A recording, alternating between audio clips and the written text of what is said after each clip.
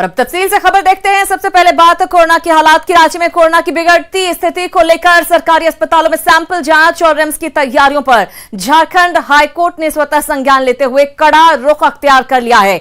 मामले की सुनवाई करते हुए हाईकोर्ट ने रांची सिविल सर्जन विजय बिहारी प्रसाद को जमकर फटकार लगाई है। साथ ही स्वास्थ्य सचिव और रिम्स निदेशक को स्वास्थ्य व्यवस्था जल्द दुरुस्त करने के निर्देश भी दिए गए हैं। कोर्ट ने कोरोना के सैंपल की जांच नहीं होने पर नाराजगी जताई है। साथ ही रांची सिविल सर्जन की कार्यप्रणाली पर गंभीर टिप्पणी की है। मामले की अगली सुनवाई अब सोमवार को होगी, जिसमें स्वास्थ्य सचिव, रिम्स निदेशक और सिविल सर्जन को भी वीडियो कॉन्फ्रेंसिंग के जरिए जुड़ने के निर्देश दिए गए हैं।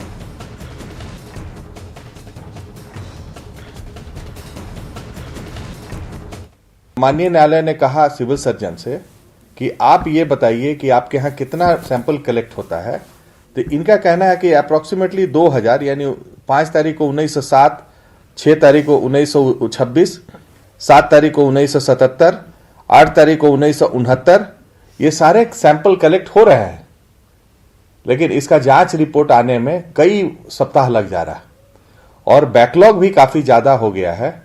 इस पर माननीय न्यायालय ने पुनः इसकी सुनवाई मंडे को फिक्स की है और सेक्रेटरी हेल्थ डिपार्टमेंट थे और डायरेक्टर रिम्स थे, उनको सेक्रेटरी को कहा गया कि देखिए आपका जो है सिविल सर्जन का क्या पोजीशन है, डायरेक्टर के क्या कर रहे हैं। सेक्रेटरी से कहा गया कि यदि ये नहीं काम करते हैं तो इनको हटा दिया जाए। माननीय न्यायालय ने टिप्पणी की कि सारे लोग मर जाएंगे तो आप जो है सारे लोग मारे जाएंगे, आपका जो ऐसा व्यवहार है। दूसरा, यहां तक कहा कि आप लोगों को शर्म धो करके पी गए हैं, कम से कम ह्यूमैनिटी के पक्ष में आप काम कीजिए। जो काम ये लोग नहीं कर रहे हैं, यहां केवल पेपर वर्क हो रहा है। बहुत ही संगीन मामला होते जा रहा है और ये हम जैसे मेरा अगर टेस्ट हुआ तो हमको अपने टेस्ट पर अब देखना पड़ेगा कि ये कितना रिलायबल है। अगर आप मेरा स्वैप को अगर 5 दिन रखे हुए हैं उसके बाद भेज रहे हैं तो 5 दिन में उसका क्या रिलायबिलिटी उसको देखना पड़ेगा। ये मुझे तो एज ए लॉयर नहीं समझ में आता है, but it is the matter to be deeply examined.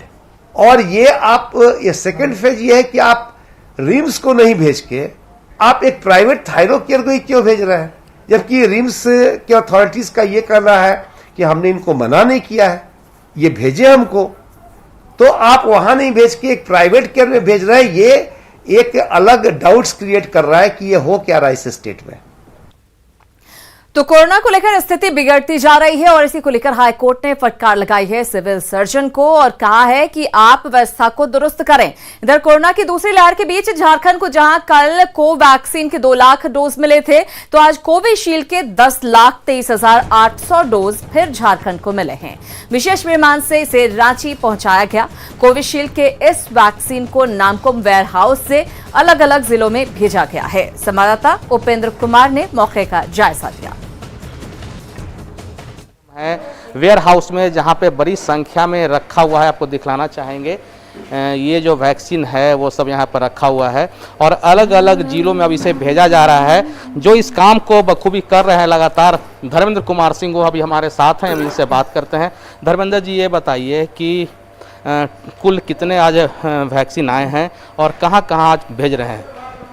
आज स्टेट वेयर हाउस में सेरम इंस्टीट्यूट पूना से 10,23,800 डोज वैक्सीन आया है, जो कि अभी लगभग सभी जिला को चला गया, 2 जिला मात्र बचा हुआ है। कोवैक्सीन को लेकर के थी कि कोवैक्सीन की कमी हो गई है, तो क्या आप कोवैक्सीन बिल्कुल जो कल आया उसको सब जगह भेज दिया गया है?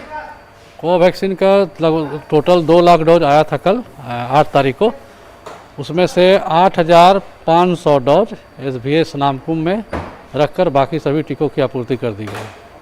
एक चीज़ और भी आता है मन में कि कुछ जो जिले हैं, वो बड़े जिले हैं, तो वहाँ पर क्या ज़्यादा वैक्सीन भेजा जा रहा है? कुछ नहीं, वहाँ का जो जो आपको जो स्टेट EPI ऑफिसर है उसका वो लोग देख रहे हैं क्या उसका पॉपुलेशन का किस आधार पर दे रहा हो, हम लोग उतना जानकारी नहीं है। कोविशील्ड सबसे ज़्यादा शायद धनबाद को दिया गया है, 9,255 वाइल। तो राज्य में 10 लाख से ज़्यादा कोविशील्ड वैक्सीन पहुंच चुका है और लोगों को अब परेशान होने की ज़रूरत नहीं है। कहीं से कोई कमी अब राज्य में वैक्सीन की नहीं होगी और लगातार वैक्सीनेशन का अभियान जारी रहेगा। उपेंद्र कुमार, न्यूज़ 18, रांची। तो वैक्सीनेशन में अब जाहिर तौर पर तेजी आएगी। इधर रांची से बीजेपी सांसद संजय सेठ ने कहा है कि वैक्सीन को लेकर कोई कमी नहीं है। साथ ही उन्होंने कोरोना के खिलाफ एकजुट होकर लड़ाई लड़ने की अपील भी की है। उन्होंने कहा कि कोरोना को लेकर राजनीति करने वालों को जनता माफ नहीं करेगी। स्थिति चिंताजनक तो है। अब कल के लिए तो लगभग 850 निकल गए। टेस्ट तो कम हो रहे हैं। अगर मास लेवल पर टेस्टिंग हो जाए तो ये कई हजारों में चला जाएगा। पूरे झारखंड की कमोबेश यही स्थिति है। देखिए, हम तो कोई राजनीति नहीं करना चाहते। हमारा तो ये मत है कि ये पूरी दुनिया युद्ध लड़ रही है, भारत भी युद्ध लड़ रहा है। सारे राजनीतिक भेदभाव भुलाकर हम सब कोरोना के खिलाफ एक साथ खड़े हों, लड़े। लेकिन कुछ लोग हैं कि उनको इसमें भी राजनीति करनी है, राजनीति घुसा देते हैं कि साहब, लेकिन उनको पता नहीं कि जनता बहुत सेंसिटिव है और बहुत सेंसिटिव इशू भी है। आप इस पर राजनीति करोगे तो जनता को छोड़ेंगे नहीं। तो ये एक संवेदनशील मामला है और इस पर राजनीति नहीं होनी चाहिए, ये कहना है रांची सांसद का। इधर कोरोना के बढ़ते संक्रमण का प्रभाव शैक्षणिक संस्थानों पर भी दिखाई दे रहा है। रांची में डॉक्टर श्यामा प्रसाद मुखर्जी विश्वविद्यालय का स्थापना दिवस समारोह स्थगित कर दिया गया है। 11 अप्रैल को यूनिवर्सिटी का चौथा स्थापना दिवस था, जिसमें केंद्रीय मंत्री अर्जुन मुंडा के साथ सीएम हेमंत सोरेन को भी आमंत्रित किया गया था। लेकिन कोरोना को लेकर स्थापना दिवस समारोह को सादगी के साथ मनाया जाएगा। प्रसाद मुखर्जी विश्वविद्यालय रांची में स्थापना दिवस 11 अप्रैल को हम लोग धूमधाम से मनाने वाले थे। यहाँ गैदरिंग करना थोड़ा सा दिक्कत होगी ही, क्योंकि गोल्ड मेडल या यहाँ पर जो कॉन्वोकेशन है, कॉन्वोकेशन में लगभग 1000 स्टूडेंट आने वाले हैं, तो काफ़ी दिक्कत हो जाएगी। इसी तरह से 7 दिन के बाद फिर सर्टिफिकेट कोर्स डिस्ट्रीब्यूशन करना है, उसमें 6000 स्टूडेंट हैं, तो बहुत ही प्रॉब्लम हो जाएगा। इसलिए हम लोगों ने सोचा है कि इस पर फिर से हम लोग बैठक करने वाले हैं। बैठक के बाद इसके बारे में बातचीत होगी महामहिम मैडम से, गवर्नर से, उसके बाद फाइनल हम लोग इस पर अपना निर्णय लेंगे। और अब बात मधुपुर उपचुनाव की। मधुपुर उपचुनाव को लेकर झारखंड पुलिस मुख्यालय ने सुरक्षा को लेकर हर तैयारी कर ली है। देवघर उपायुक्त और एसपी की ओर से चुनाव के मद्देनजर रिपोर्ट सौंप दी गई है। इसके आधार पर पुलिस मुख्यालय ने जवानों की तैनाती का खाका भी तैयार कर लिया है। मिली जानकारी के मुताबिक उपचुनाव में करीब 22 कंपनियां केंद्रीय बल की और अतिरिक्त सुरक्षा बल की जरूरत पड़ेगी। वहीं कोविड संक्रमण को देखते हुए 10% सुरक्षा बलों को सुरक्षित रखने की भी सलाह दी गई है। इसके साथ ही जिले के सभी वारंटियों और अवैध शराब कारोबारियों के खिलाफ अभियान चलाने का निर्देश भी दिया गया है। उपचुनाव को लेकर देवघर जिला के पुलिस अधीक्षक और जो उपायुक्त हैं उनके द्वारा जो एनालिसिस किया गया है और जो संवेदनशीलता की समीक्षा की गई है, उसके हिसाब से उन्होंने एक अपना आकलन किया है और उस आकलन को अवगत हम लोगों को कराया गया है और उसी के बेसिस पे हम लोग अग्रतर कार्रवाई कर रहे हैं। जो भी सेंसिटिव, हाइपर सेंसिटिव या अन्य बूथ है, बिल्डिंग्स है, उसके हिसाब से संवेदनशीलता के हिसाब से हम लोग जो भी जिला की तरफ से जो आकलन आया है उस पर हम लोग काम कर रहे हैं और उसी हिसाब से पर्याप्त मात्रा में जो है बलों की प्रतिनियुक्ति की जाएगी। तो उपचुनाव की तैयारियां जोर शोर से चल रही हैं। इधर मधुपुर उपचुनाव की जंग तेज हो गई है। वहीं आज बीजेपी ने चुनाव आयोग से मधुपुर जिला प्रशासन की शिकायत की है। बीजेपी का 3 सदस्यीय प्रतिनिधि मंडल राज्य के मुख्य चुनाव पदाधिकारी के रवि कुमार से मिला, साथ ही ज्ञापन भी सौंपा। बीजेपी ने शिकायत की है कि मधुपुर उपचुनाव में जिला प्रशासन के सर्वोच्च पदाधिकारी से लेकर निचले कर्मचारी तक पूरा प्रशासन जेएमएम का कार्यकर्ता बनकर काम कर रहा है। वहीं एनडीए समर्थकों के घर से झंडा, बैनर हटाया जा रहा है, तो जेएमएम के एक भी कार्यकर्ता या समर्थक के घर से झंडा नहीं उतारा जा रहा है। बीजेपी की शिकायत पर मुख्य चुनाव पदाधिकारी ने देवघर एसडीओ को मामले की जांच का आदेश दिया है। साथ ही जांच के बाद दोषियों के खिलाफ कार्रवाई के निर्देश भी दिए गए हैं। और चुनाव जीतने के लिए पूरी ताकत लगा देना सियासत का एक हिस्सा हो सकता है। चुनाव जीतने के लिए सरकार के तमाम मंत्रियों को मैदान में कैंप करवा देना भी सियासत का हिस्सा हो सकता है। लेकिन सियासत के इसी हिस्से से आम लोगों का काम रुकने लगे तो राजनीति के ऐसे पेच पर सवाल उठने लगते हैं।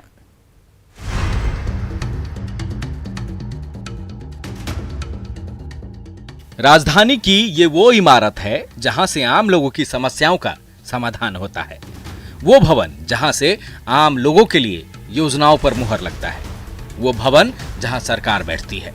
लेकिन हाल के दिनों में इन सभी बातों से इस बिल्डिंग का कोई नाता नहीं। झारखंड मंत्रालय के अंदर की ये तस्वीर ही इसकी गवाह है। मंत्रालय में बैठने वाले एक एक मंत्री के बंद केबिन पर पहले नजर डालिए। केबिन के बंद दरवाजे ही बता रहे हैं कि मधुपुर में उपचुनाव है।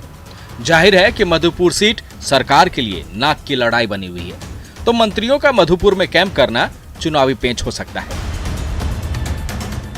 लेकिन मंत्री के साथ साथ सचिव स्तर के अधिकारी भी मंत्रालय से नदारद रहें तो सवाल उठेंगे। मंत्रियों के साथ साथ अगर मंत्रालय में सचिव भी नहीं आए तो सवाल उठेंगे। मधुपुर में उपचुनाव, रांची से मंत्री गायब। मधुपुर में उपचुनाव, सारे सचिव नदारद। मधुपुर में उपचुनाव, सचिव नहीं आते मंत्रालय। मधुपुर में उपचुनाव, लोगों के काम रुके। अब जब मंत्रालय में मंत्री चंपई सोरेन, मंत्री जोबा मांझी, मंत्री आलमगीर आलम, मंत्री रामेश्वर उरांव समेत तमाम सचिव भी गैर हाजिर रहने लगे तो चुनावी मौसम में विपक्ष को सरकार पर वार करने का एक बड़ा मौका मिल जाता है। बीजेपी ने सत्ता पक्ष की सियासी चाल पर गंभीर सवाल उठाए हैं। बीजेपी ने यहां तक कह दिया कि सरकार अब मधुपुर शिफ्ट हो गई है। एक उपचुनाव में पूरा मुख्यमंत्री सहित सरकार के सारे मंत्रिमंडल मधुपुर में शिफ्ट कर जाना दुर्भाग्यपूर्ण है और उसके कारण जितने सरकारी अधिकारी हैं, पदाधिकारी हैं, कर्मचारी हैं, आप जा करके सचिवालय में देखें, जा करके सरकारी दफ्तरों में देखें, ये लोग बाबू लोग आराम फरमा रहे हैं। लग रहा है कि जैसे छुट्टी हो गई है। राजनीति अपनी जगह है। नेताओं का, मंत्रियों का चुनावी मैदान में कैंपेनिंग करना भी ठीक है, लेकिन मंत्रालय में सचिवों का गैर हाजिर रहना लापरवाही है। इस पर लगाम लगाना होगा, क्योंकि इस तरह की लापरवाहियों से दफ्तर में फाइलों की रफ्तार धीमी पड़ जाती है। रांची से न्यूज़ 18 के लिए अविनाश कुमार के साथ ब्यूरो रिपोर्ट।